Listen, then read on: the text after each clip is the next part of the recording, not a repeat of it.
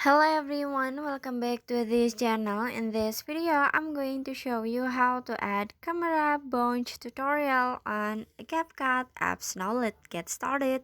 First open your CapCut apps and then in here you just click on the video that you want to edit. You can click on the video or the photo that you want to edit. And after this at the bottom, you just click on the style.